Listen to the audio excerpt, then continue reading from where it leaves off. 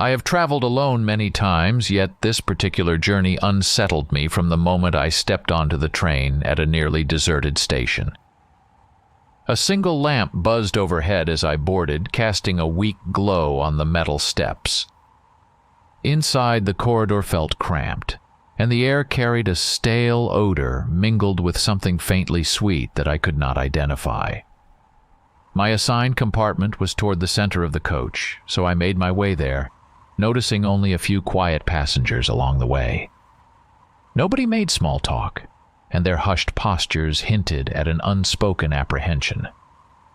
I settled onto the thin seat cushion, placing my canvas bag at my feet.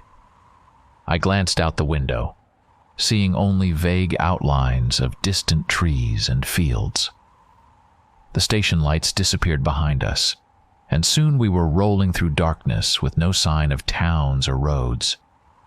An uneasy tension coiled within me as the train rumbled onward, mile by mile, deep into terrain I knew very little about. The wheels clacked steadily and the overhead lights hummed, but those mundane sounds could not dispel the strange atmosphere. Midway through the first hour, I tried to distract myself by reading a paperback I had picked up at a second-hand shop, but I found it difficult to focus. My gaze kept drifting to the window, where the night pressed close, revealing nothing beyond our thin glass barrier. I tapped my foot on the floor, listening for conversation or any sign of normalcy from the corridor, but everything remained subdued. I wondered if perhaps the entire car was dozing, though it felt too early for that. Eventually, I left my seat to stretch my legs. The corridor was empty, lit by overhead bulbs spaced at even intervals. I passed several closed compartments and heard no voices behind the sliding doors. One compartment door stood slightly ajar, and I glimpsed a man with a large duffel bag seated inside, staring straight ahead. He did not move or acknowledge me, so I continued on. Near the end of the coach, I encountered the conductor. He offered me a polite nod when I asked if we were on schedule, then assured me we would reach our unnamed destination before dawn. His expression was hard to read, and I felt no relief from his vague reassurance. I returned to my seat and tried to sleep, but the rhythmic motion only heightened my awareness of the silence. My thoughts wandered to the stories people told about these remote counties. Tales of missing travelers and uncharted wilderness. I dismissed such rumors as folklore, yet they drifted into my mind with a persistent edge. I closed my eyes, attempting to calm my breathing, but a fleeting sense of dread refused to subside. Around midnight, the train gave a sudden lurch. I jolted upright, pressing my palm to the window. Our forward momentum slowed, then stopped altogether. The lights flickered overhead, casting shifting shadows across the aisle. Outside, I spotted a vast field stretching into the blackness. No roads, no towns. Just empty land beneath a sky devoid of stars. I waited for an announcement, but none came. Minutes passed in near silence. The conductor eventually appeared with a flashlight, moving from compartment to compartment. When he reached mine, he spoke quietly, explaining that we had to pause for a technical issue. His tone was measured, but there was a tightness in his voice. I asked how long we might be delayed. He merely said, "Not long." A moment later, he moved on, leaving me with more questions than answers. I leaned back, scanning the corridor through the open doorway. A faint draft of cool air drifted in from somewhere. My watch showed just past midnight, but the interior lamps had dimmed, making it difficult to see. The hush in the rail car grew more pronounced, as if every occupant held a collective breath.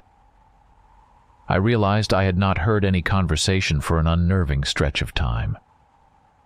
At first I dismissed it as late-night quiet, but now it seemed more ominous.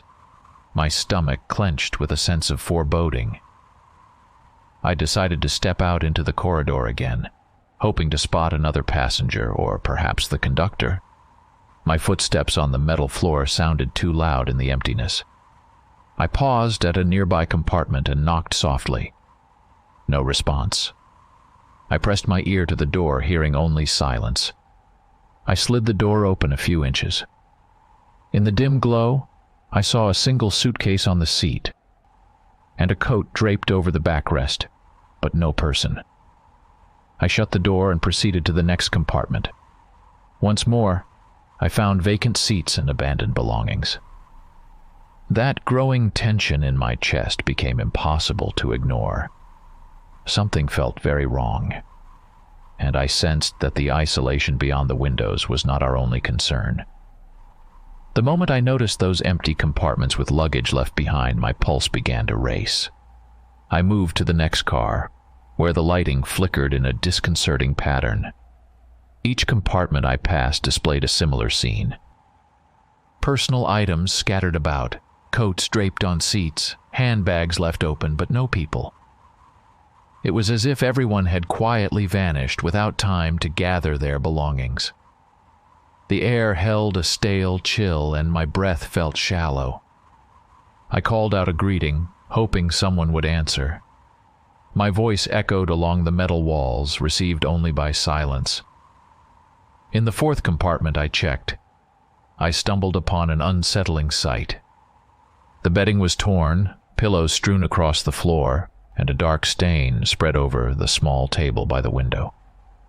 I stepped closer and realized that the stain looked like dried blood. My throat constricted, and I forced myself to stay calm. Shredded pieces of fabric lay scattered, some lodged under the table. I felt the urge to back away and return to my own compartment, but curiosity pressed me forward. I picked up a fragment of clothing, noting its coarse texture. No name tag, no identification, just a piece of cloth ripped violently. I remembered the conductor's earlier reassurance, and a surge of anger welled up inside me. Something terrible had happened, and he had attempted to dismiss it as a simple delay. I hurried to find him. My steps echoed against the metal floor as I proceeded down the corridor toward the staff compartment. The door was closed, but a sliver of light seeped from beneath it. I knocked firmly, calling out that I needed an explanation. The conductor's voice sounded muffled behind the door, telling me to leave him alone. His tone bordered on frantic, nothing like the calm manner he displayed before. I insisted he open up, but he refused, shouting that I had to mind my own business. Something in his panicked response confirmed my worst suspicions. He knew more than he was revealing. I felt the prickling sensation of danger radiate along my spine, and I stepped back, unsettled by his irrational behavior. I turned, scanning the corridor for any sign of movement. My reflection in a nearby window looked unnerved. The lights overhead flickered once more, making the hallway appear longer and more shadowed than before. I thought about contacting the authorities, but my cell phone had lost its signal hours ago. The train was isolated in the middle of nowhere with no visible roads or towns for miles. A wave of claustrophobia crept over me as I realized I had no immediate way to call for help. I forced my feet to move again, heading back toward the compartments, determined to figure out whether anyone else remained. The steady hush magnified every subtle noise. My heartbeat rang in my ears. I tested another door, only to find an abandoned carry-on bag and a half-eaten sandwich left on the small table. No occupant, no sign of a struggle, yet a faint sense of dread lingered in the air. Suddenly, I heard a scraping sound near the exit at the far end of the car. I gripped the handle of a small folding knife I had carried in my bag for emergencies.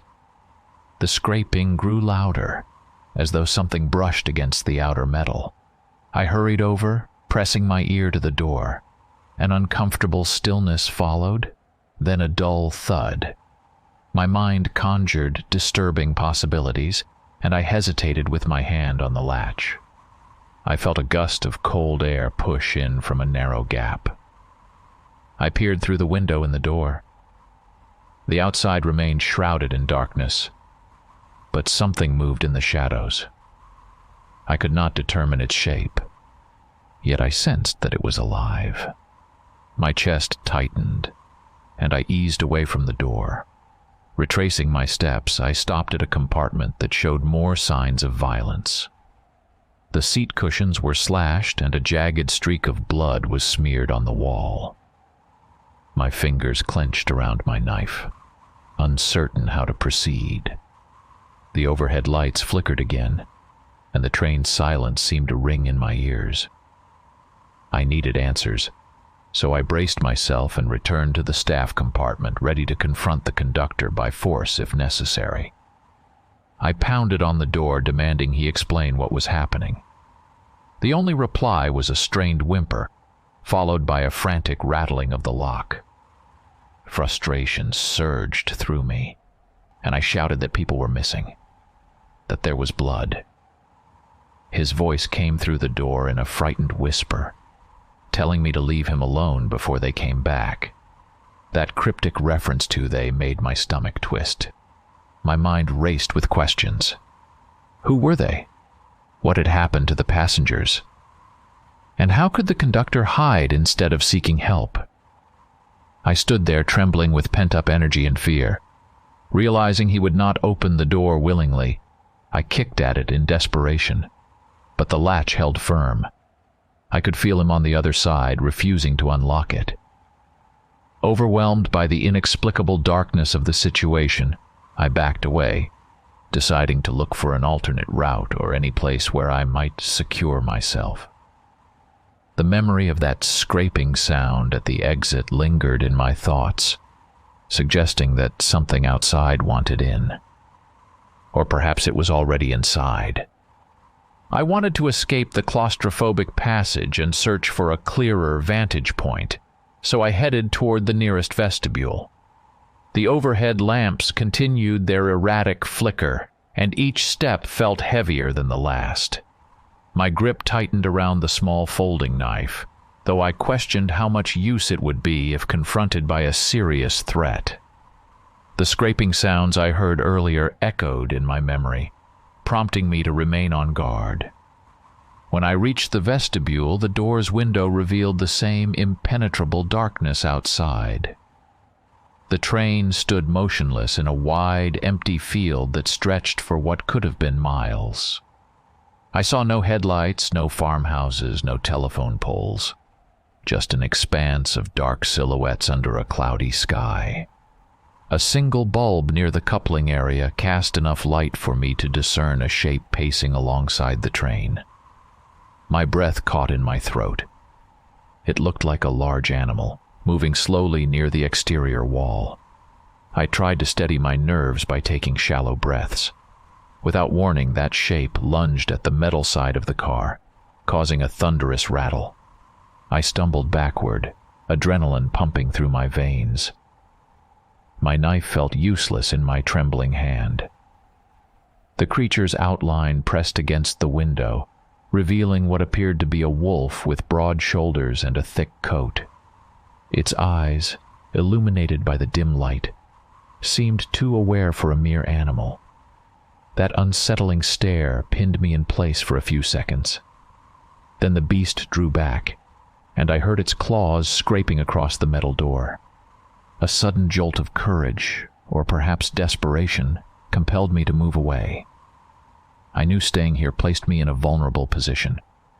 I spun on my heel and sprinted down the corridor, passing empty compartments where personal items served as silent reminders of the vanished passengers.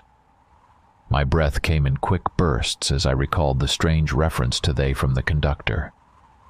Perhaps that wolf outside was part of the horror unfolding around me. The next door I reached was locked from the inside, but a small rectangular window offered a peek at the platform between cars. I saw no immediate danger, so I forced the door open using my shoulder. The metal groaned, but eventually gave way. Once outside on the narrow platform, I smelled the night air carrying a hint of decay. My eyes adjusted to the gloom enough to see a row of trees at the edge of the field, maybe 100 yards away. Their branches swayed in a breeze that I could not feel. I scanned the tracks and noticed a second shape lurking close to the undercarriage. This creature appeared slightly smaller than the first, yet it moved with the same unsettling intelligence. The hair on the back of my neck stood up. I realized there might be more of them circling the train. My instinct screamed for me to return inside, but I feared becoming trapped if they decided to break through a window. In that moment of hesitation, the smaller creature sprang forward, raking its claws against the metal steps. I gasped and stumbled into the next car, slamming the door behind me. Through the window, I saw the wolf-like form press its snout against the glass, fogging it with rapid, angry breaths. My heart pounded, and I felt a wave of panic. I backed away, praying the door would hold. An instant later, the pounding ceased. Confusion and dread swirled inside me as I listened to the heavy silence. Then a crash of shattered glass behind me made me whirl around. Another beast had breached a window in the corridor, letting in a swirl of cold air. It lunged forward, snapping its jaws with a fierce determination. I raised my knife, more out of instinct than strategy. I slashed at the creature's forelimb, feeling the blade connect with sinewy flesh. The beast recoiled, emitting a guttural sound that sent shock waves through my body. Its eyes burned with focused hostility. I expected it to charge again, but it suddenly convulsed and began changing. Its muzzle receded, limbs twisted, bones cracked. A trembling figure started to emerge, resembling a human in partial transformation. Disbelief flooded me, but I seized the moment. I lunged, driving the blade into its torso before it could complete that grotesque shift. A strangled cry escaped its mouth and it crumpled, revealing the body of a man, bloody, half-dressed, and still trembling. My pulse pounded as I stared at what lay before me. A corpse that bore remnants of both wolf and human. My stomach lurched, but I forced the rising nausea aside. I had to keep moving, had to stay alive. Another crash sounded from somewhere farther down the corridor, and I suspected more of these creatures were forcing their way in. Clenching my makeshift weapon, I hurried in the opposite direction, passing compartments that now felt more like tombs. I knew that if there was one, there could be dozens more. My mind spun with questions about what I had just witnessed. I recalled hearing legends of shapeshifters, but I never expected to see such a thing in reality. Right now, all I understood was that I stood between these beings and their apparent hunger. As I reached a bend in the corridor, I glimpsed movement outside another window. A massive wolf, bigger than the one I had encountered, stared at me with a frightening intensity. It did not attempt to break the glass. Instead, it held my gaze as if calculating its next move. I swallowed hard, understanding that I was facing more than mere animals. They had cunning, coordination, and a predatory resolve. My options felt limited, and I prepared to run again, unwilling to remain a cornered target in this labyrinth of empty compartments and shattered windows. My breathing was ragged, and my mind raced with the enormity of what I had just witnessed. I pressed my back to the corridor wall, trying to remain as silent as possible. My palms felt slick against the knife's handle. From outside, I heard low growls and furtive movement as several of those creatures gathered near the train. I risked a glance through one of the intact windows and saw a cluster of shapes, perhaps 10 or more. Their eyes glowed when they caught the meager light from inside. They appeared alert, purposeful, and disturbingly coordinated. I forced myself to step forward, seeking a vantage point that allowed me to gauge how many had assembled. My heart hammered as I pressed my face close to the glass. The shapes seemed to form a loose semicircle, their heads turning occasionally as if in communication. Then one stepped forward, distinct from the rest by its sheer size and bearing. I sensed it was the leader, the one that would direct the pack. My pulse quickened at the thought of a coordinated attack. Before I could react, a resonant voice echoed across the darkness, startling me. It came from outside, yet carried a clarity that reached into the corridor. The tone was low, almost a rumble, but the words formed coherently. "We did not expect this train to stop here. There is something you have taken from us. Return it, and we will spare you." My mouth went dry. I had never heard an animal speak, but that voice lacked the typical resonance of a human. It possessed a guttural edge, as if shaped by a wolf's throat. My hands shook, and I struggled to steady my thoughts. The meaning behind those words was cryptic. Something I had taken from them? I recalled the man I had just killed, the creature that shifted shape. Could they be referring to him? Or was there another explanation? Another voice, somewhat higher in pitch, joined in, addressing me directly. It told me to release the son of their leader, who was apparently being held inside the train. That statement confused me. I had not taken any prisoner, yet they believed I had. My confusion battled with fear as I considered the possibility that one of their own was indeed somewhere on board. The notion made my skin crawl. I found an unbroken window at the far end of the coach, opened it slightly, and spoke through the narrow gap, trying to sound braver than I felt. "I don't know who you're talking about," I said in a strained voice. "I'm alone." A moment of stillness followed. Then the large figure barked an order I could not fully understand. Several of the shapes shifted, and I realized they were scanning the windows, trying to locate my position. Stepping away from the window, I considered the possibility that they had mistaken me for someone else. Maybe they believed I had captured one of them, or perhaps the conductor had done so before barricading himself in his cabin. My mind flickered to the gruesome scene in that one compartment with blood and torn bedding. Could their missing son be wounded or hidden somewhere on this train? I moved cautiously along the corridor, aware that any noise might attract attention. The overhead lights flickered, casting elongated shadows that leapt along the walls. I thought about confronting the conductor again, demanding he explain this new development. If anyone had locked up a creature, it had to be him. With that in mind, I made my way back to his compartment, pausing every few steps to listen for movement behind me. When I arrived, I pounded on his door once more. No reply. I jiggled the handle, but it remained locked. Pressing my ear to the panel, I heard muffled sounds from inside. It sounded like frantic breathing and the scuffle of movement. I knocked again, calling out, "They say I'm holding someone.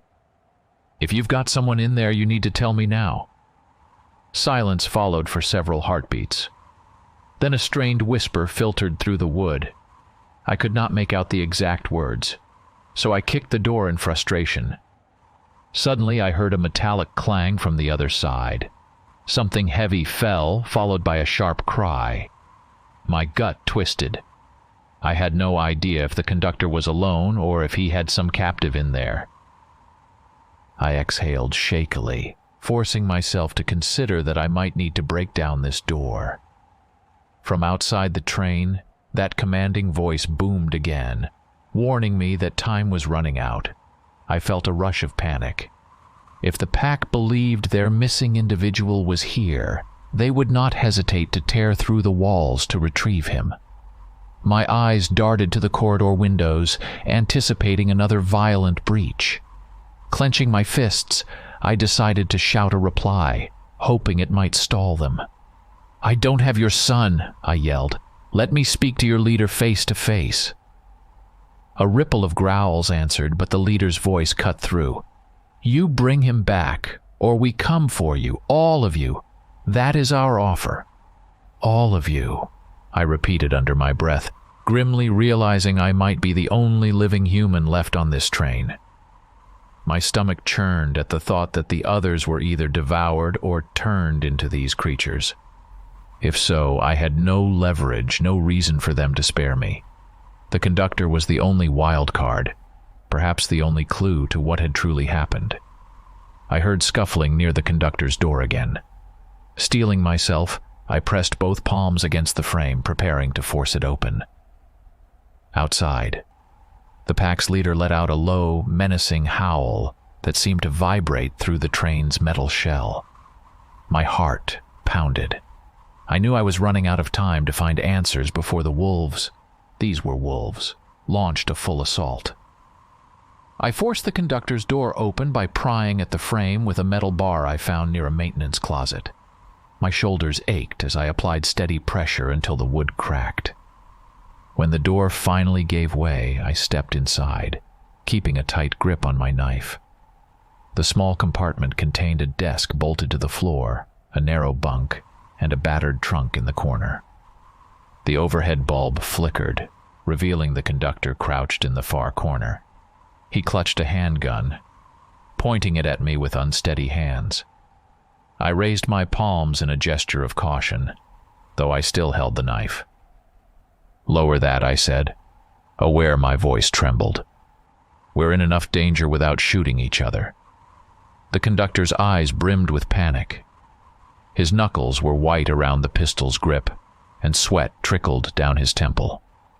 He glanced at the trunk, then at me, then back at the trunk. I took a few more steps into the cramped space, careful not to make any sudden moves. "They're outside," I continued, demanding we return their leader's son. "Do you have him in here?" The conductor swallowed hard and nodded toward the trunk. I approached it slowly, mindful of the gun. I bent down, flipped the latch, and lifted the lid. Inside lay a young man, bound and gagged, eyes wide with terror. He looked bruised, but alive. I set my knife aside for a moment and reached in to remove the gag. The young man made a muffled sound and stared at me with unmistakable fury. He bared his teeth, and I recognized the same intense awareness I had seen in the wolves outside. A chill ran through my veins. This was no ordinary hostage. I understood in that moment that this young man must be the Alpha's son. My stomach clenched, recalling the voice from outside insisting on his release. The conductor mumbled something about how this passenger had revealed his true nature after the train stopped. According to him, the young werewolf had attacked one of the other staff members, so the conductor overpowered him with a tranquilizer designed for unruly riders. It was a reckless plan, but it had worked, temporarily. I glanced at the gun and realized the conductor was trembling so badly that he might pull the trigger without intending to. Before I could speak further, a deafening bang echoed from outside the door to the corridor. I spun around, heart racing, expecting another wolf to break through. Instead, the distinct voice of the Alpha resonated, instructing me to bring his son to the platform at once. My pulse thundered. I signaled for the conductor to lower his weapon, but he clung to it as though it were his last chance at survival. I addressed the bound young man with forced calmness. "Your father wants you back. If I untie you, do you promise not to kill me?" He did not answer, but his eyes reflected a measured hostility. I sensed that if I freed him, I might be unleashing an immediate threat upon myself. Yet the alternative was to face the entire pack without any bargaining chip. I finally untied him, but I kept my knife within reach. The young werewolf rubbed his wrists and glared at the conductor. He spoke in a low, rough tone, asserting that if we tried to hold him any longer, his family would tear this train apart. My mind raced with possible outcomes. Releasing him might spare my life temporarily, but it could also seal our doom. I had no idea how the Alpha would react once he had his son back. I decided we needed answers. I asked what had really happened to the rest of the passengers. The young werewolf responded that most had traveled here specifically because their transformation was nearing. He insisted that some humans were simply in the wrong place. The pack's hunger had consumed them in a frenzy that few could control. My hands grew clammy, and I felt a churn in my gut. The entire situation had been a trap for both humans and the few werewolves still learning to handle their curse. The conductor shifted uneasily, lowering the gun at last. He muttered that he never wanted to be involved in this insanity. He had accepted a payoff to run this late-night route with minimal staff and minimal security checks, never imagining it would lead to mass slaughter. The young wolf smirked, mocking the conductor's ignorance. An unholy commotion outside the compartment made us all tense. The Alpha's voice boomed again, warning that if his son did not emerge soon, the carnage would continue. I instructed the young wolf to lead us out, insisting that we walk together. He gave a half nod, looking torn between aggression and relief. With the conductor trailing behind, we moved into the corridor. Broken glass crunched beneath our shoes. We maneuvered around the corpse of the werewolf I had killed earlier, now fully human in death. The sight made the young wolf hiss with anger, yet he continued forward. We reached a side door. Beyond it, the Alpha's silhouette loomed, broader and more menacing than before.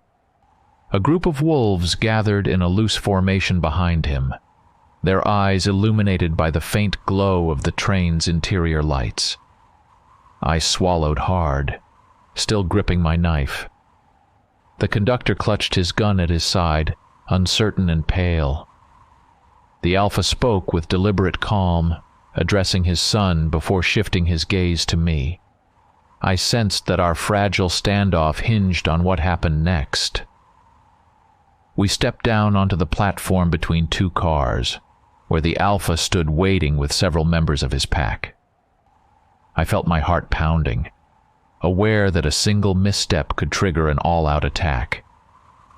The Alpha was an imposing figure, tall and broad, with sharp features that seemed half feral even in his human form. His eyes glimmered with barely contained rage. His son moved ahead of us, arms stiff at his sides.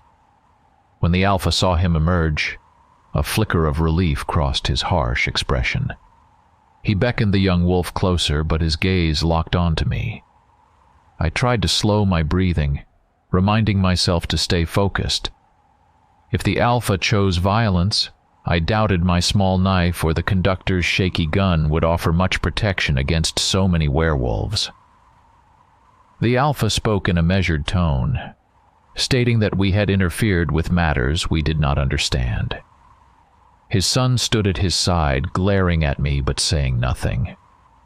I could sense resentment radiating from him, as though he wanted retribution for the indignity he had endured. The surrounding wolves edged closer, forming a loose semicircle. Their postures suggested readiness for violence, yet they held back, possibly waiting for the Alpha's command. I demanded an explanation for the savagery on the train. My voice sounded steadier than I felt inside.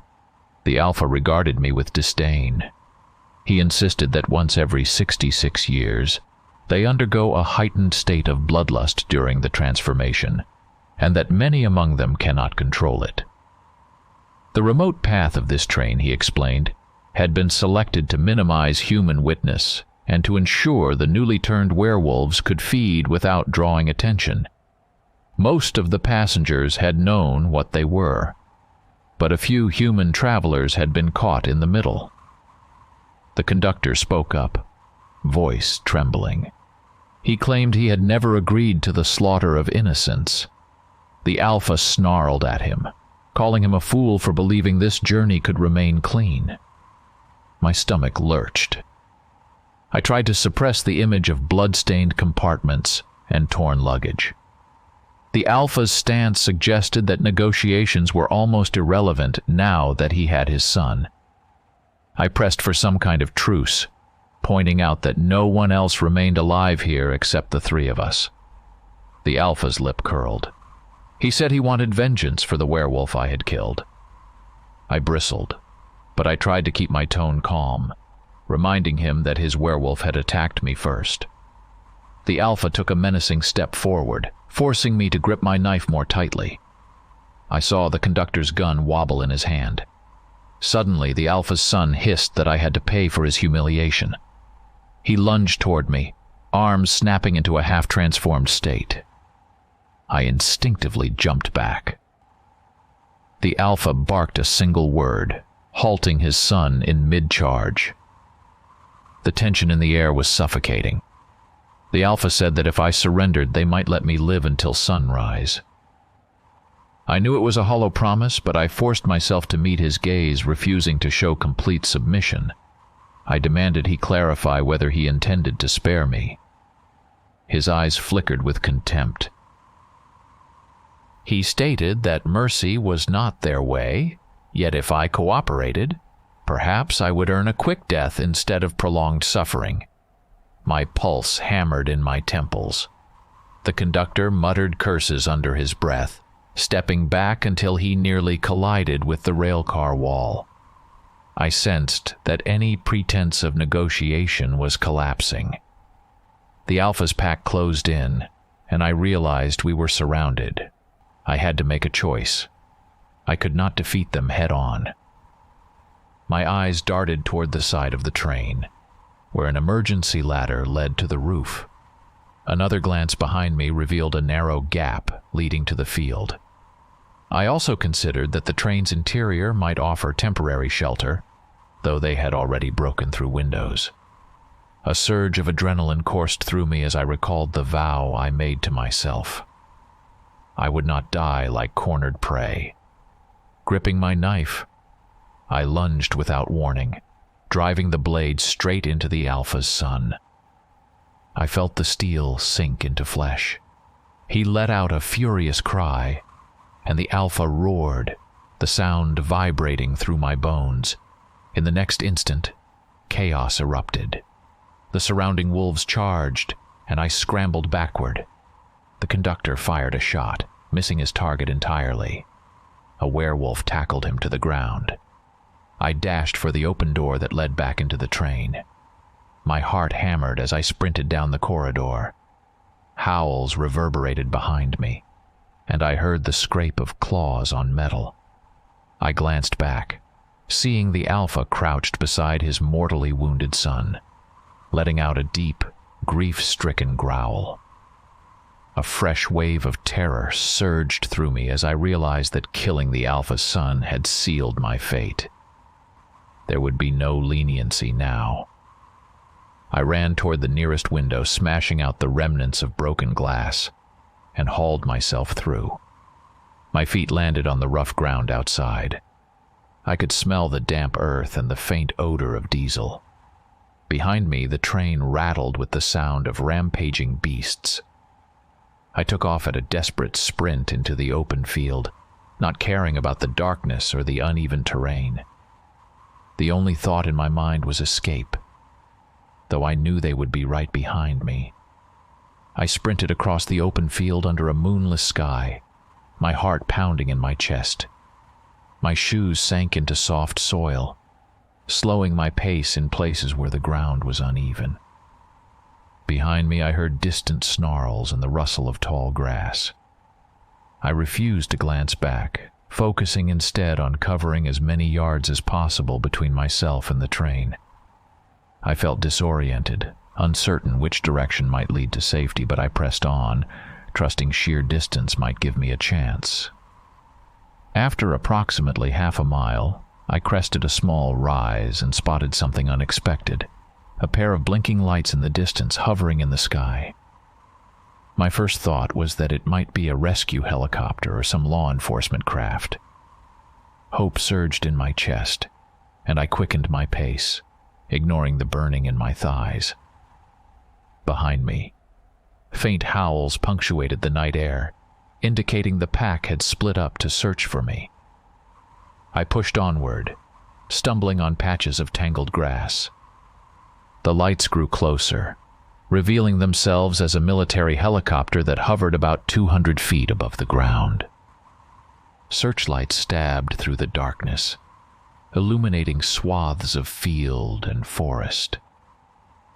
The metallic clatter of its rotor blades was the most comforting sound I had heard all night. I waved my arms desperately, though I doubted the crew could see me from that distance. To my astonishment, the helicopter began moving in my direction. I guessed the pilot or a spotter had noticed my frantic gestures.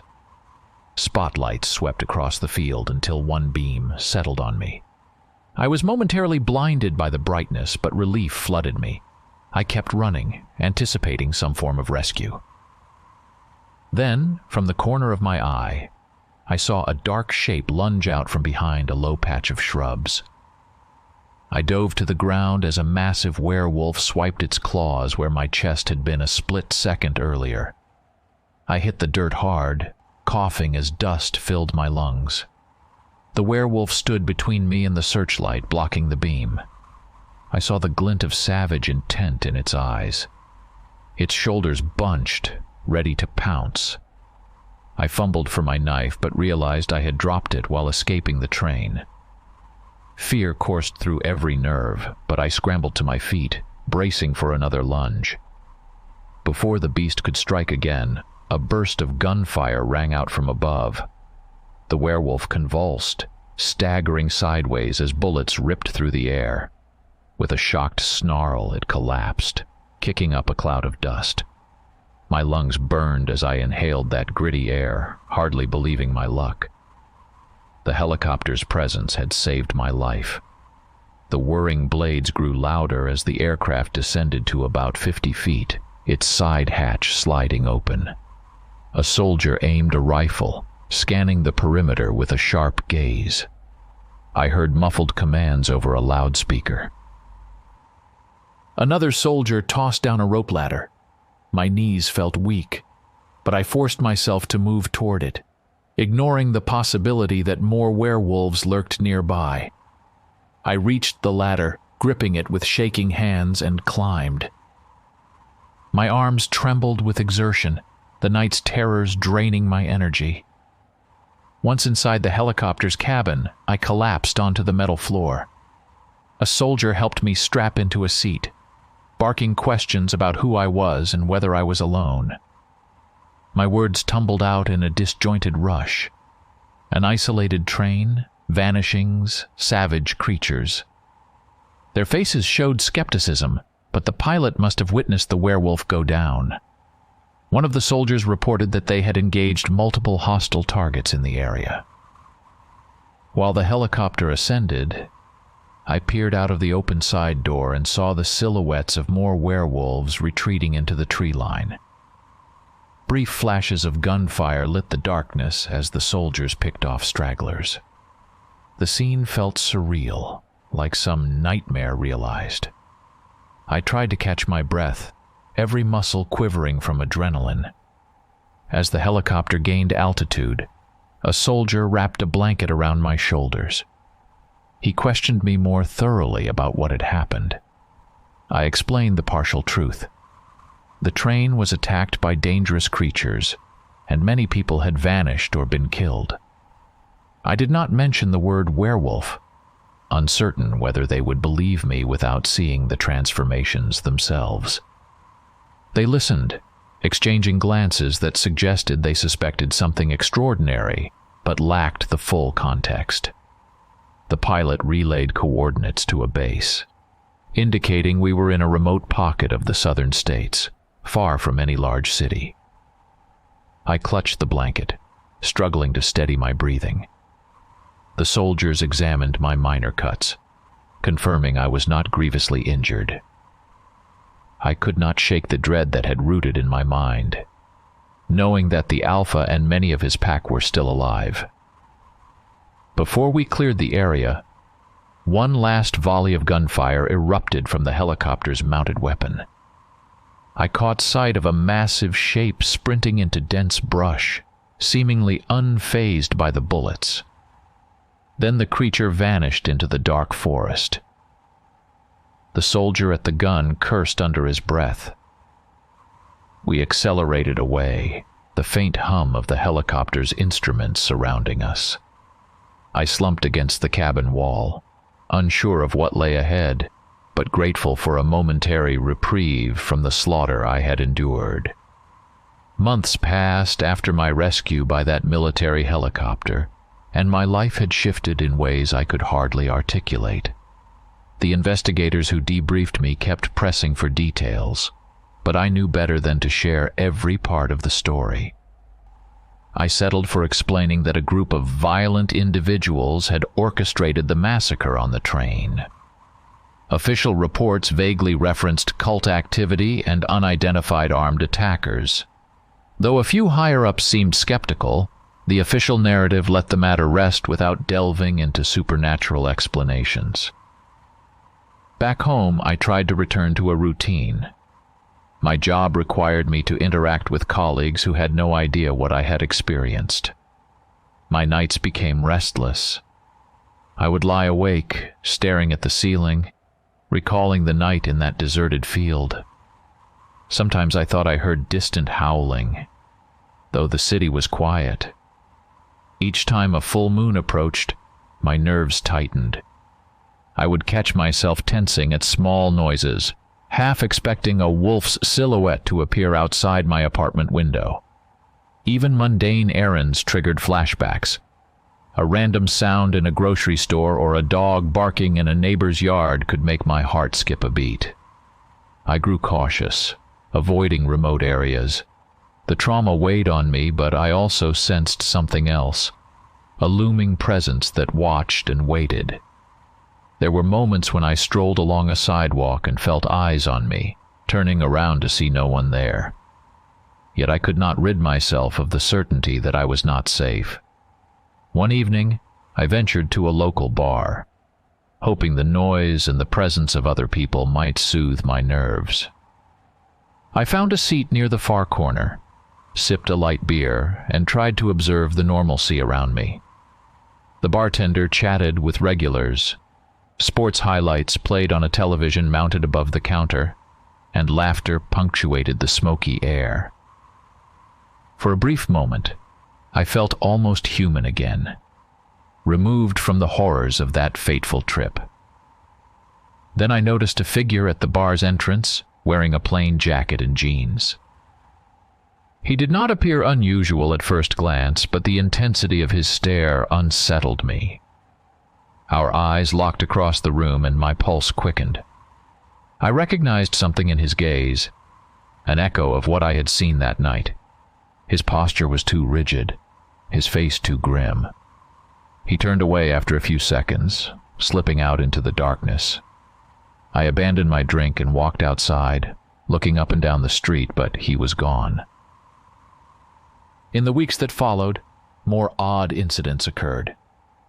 I spotted fresh scratches on my apartment door one morning, shallow but deliberate. On another occasion, I found footprints in the small backyard behind my building, larger than normal human prints. I began sleeping with a loaded handgun on my nightstand, though I doubted it would be enough against a pack of shape-shifting predators. My mind raced with possibilities, recalling the Alpha's vow. I revisited old nightmares, seeing the Alpha's furious eyes as I killed his son. I pictured the conductor's terrified expression when the werewolves stormed the train. I questioned whether the conductor had survived. No official record mentioned him after the military swoop. Perhaps he perished in the chaos, or maybe the werewolves took him. That uncertainty gnawed at me, feeding the paranoia that already took root in my consciousness. One clear night, I decided to walk through a nearby park, hoping the open space would calm my nerves.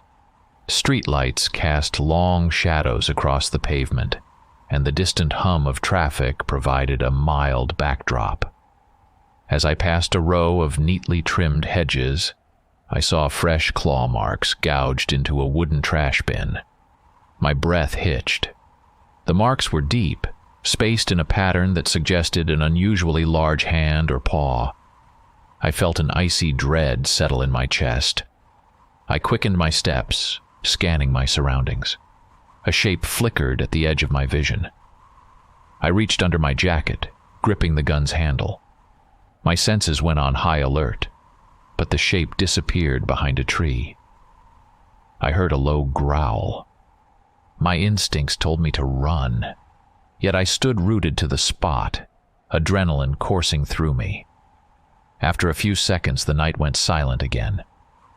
No footsteps, no further movement. I finally exhaled, backing away until I reached the main road. Returning to my apartment, I double-checked every lock. My phone's battery was nearly drained, so I plugged it in and stood by the window, peering through the thin curtains. The city's lights glowed below. Far in the distance, I imagined I heard a faint howl. I gripped the windowsill, eyes searching the skyline, but saw nothing. A wave of helpless anger rose within me. I realized that no matter how I tried to resume a normal life, I was still bound to the horrors of that train and the wolves that had survived. I kept the shotgun loaded with shells that I had purchased from a local hunting supply store. My hands trembled whenever I held it, but I reminded myself that hesitation could mean disaster.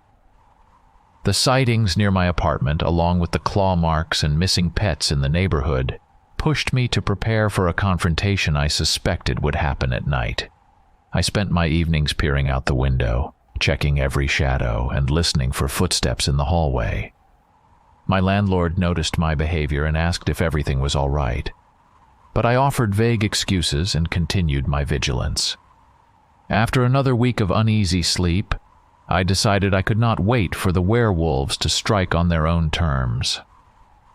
I made plans to find a place outside the city where I could lure them. I had no illusions about my odds of success, yet living in constant fear felt worse than risking a final standoff. I scouted a stretch of land about 20 miles west, where a friend once kept a cabin for weekend retreats. The property had been abandoned for years, but I still knew the terrain. A few rusted propane tanks remained behind the storage shed, along with old canisters of gasoline. I believed they might serve as a makeshift trap if cornered. I drove out on a cloudy afternoon and parked my car behind a small copse of trees about 70 yards from the cabin's front porch. The structure had decayed since I last saw it. Windows boarded up, roof sagging, walls covered in chipped paint. I made a quick survey of the area, carrying the shotgun and a flashlight. The inside was dusty and scattered with debris, yet the main floor still offered a solid vantage point. I stacked old furniture against the windows for partial cover. Then I positioned the propane tanks near the rear door, tying them together with rope to ensure a single ignition could set them off. I moved a few full gas cans into a spot where I could ignite them if needed. Night fell quickly. The wind picked up, rattling loose boards, and a light drizzle began. I stood near a corner window, scanning the trees with a flashlight for any sign of movement. My heart pounded each time a branch swayed or a shadow shifted. The shotgun felt too heavy in my hands, but I forced myself to keep it raised. Hours passed. The drizzle turned into a steady rainfall, making it difficult to see anything beyond 30 feet. My nerves felt frayed and my throat was dry. Close to midnight, I heard a low growl from somewhere near the porch steps. My spine tingled. I flicked off the flashlight and crouched behind a broken table. The growl repeated, this time louder and closer. I braced for an attack, scanning the darkness. Lightning illuminated the yard for a brief moment, revealing a shape near the edge of the trees. Its outline was massive, and I recognized the alpha by his broad shoulders and upright posture. My stomach tightened at the memory of what I had done on the train. Another shape emerged behind him, and then a third. I counted at least 5. They advanced slowly, likely testing the air for my scent. I exhaled carefully, chambered a shell, and aimed through a gap in the boarded window. One creature broke into a run, crossing the muddy yard in seconds. I squeezed the trigger, the shotgun's recoil bruising my shoulder. The blast lit the darkness and the werewolf dropped, rolling through the wet grass. The others growled in response, splitting up to flank the cabin. Lightning flickered again, and I saw the Alpha's face in partial human form. His eyes burned with fury. He gestured to his pack, and they fanned out, slamming into the exterior walls with force. One shattered a boarded window behind me, causing shards to fly across the floor. I spun around, pumping another shell into the chamber, and fired at the intruder.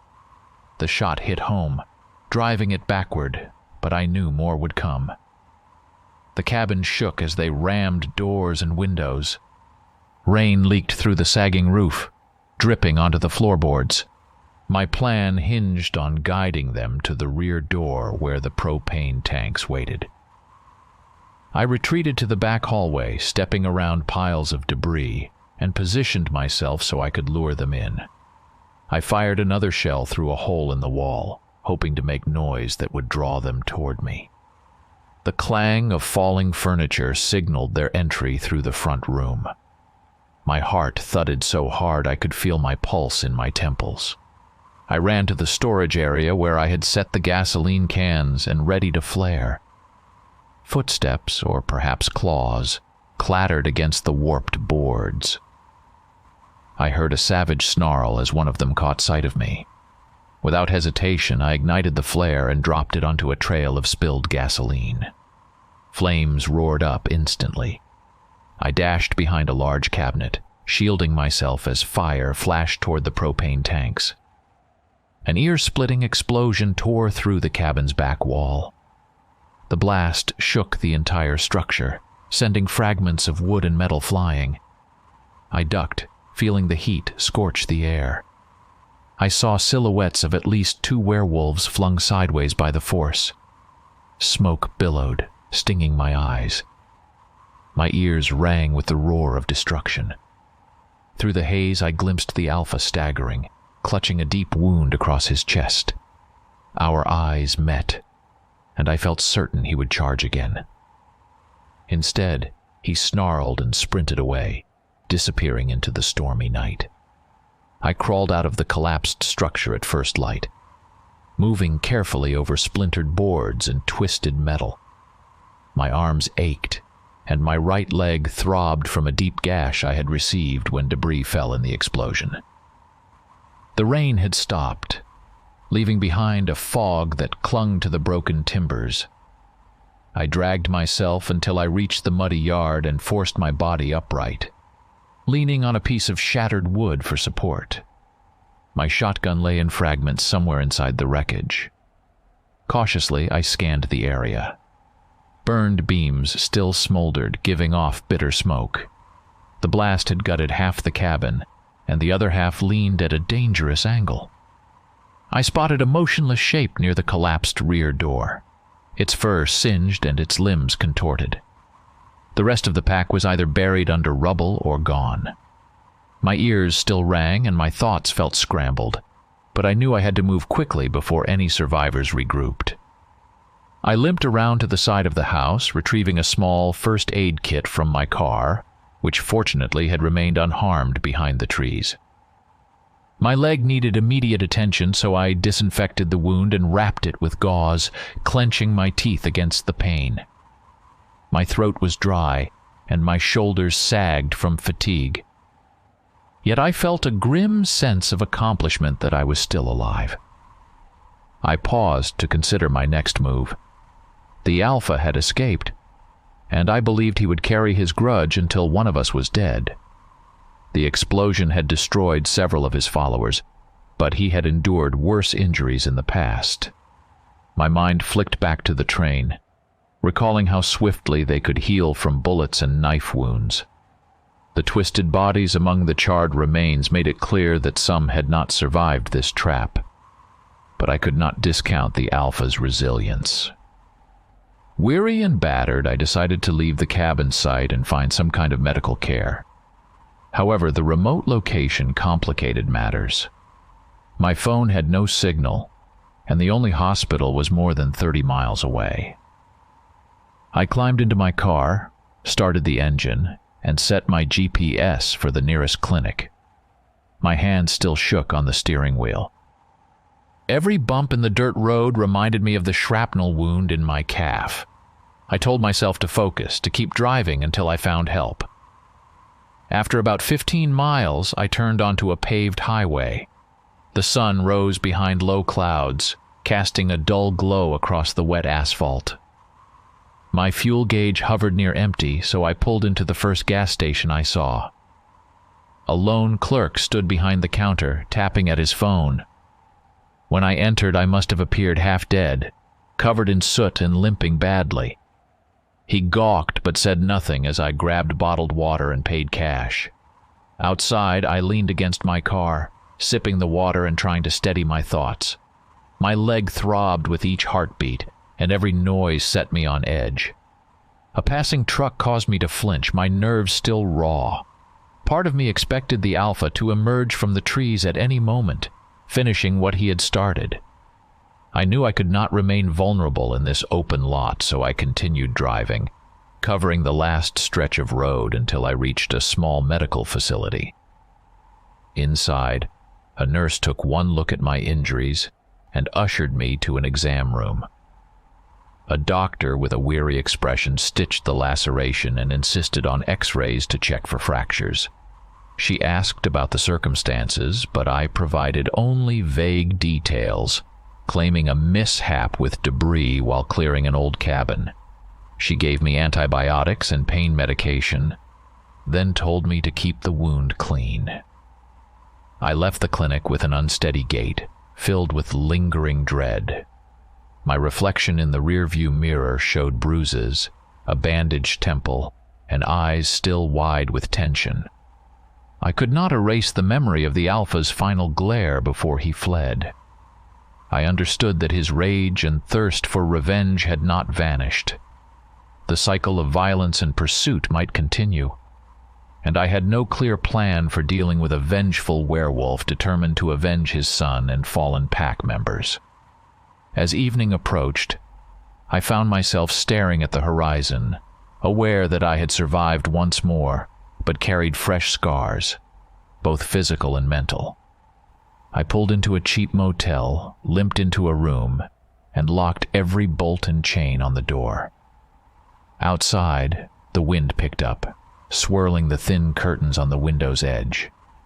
I sat on the edge of the bed, gripping the pain meds, and listened for any distant sounds. When the wind subsided, I heard nothing but my shallow breathing. I realized my battle had ended for now, yet the future remained uncertain. I could only wait for the next time the wolves howled, knowing that some threats never fully fade.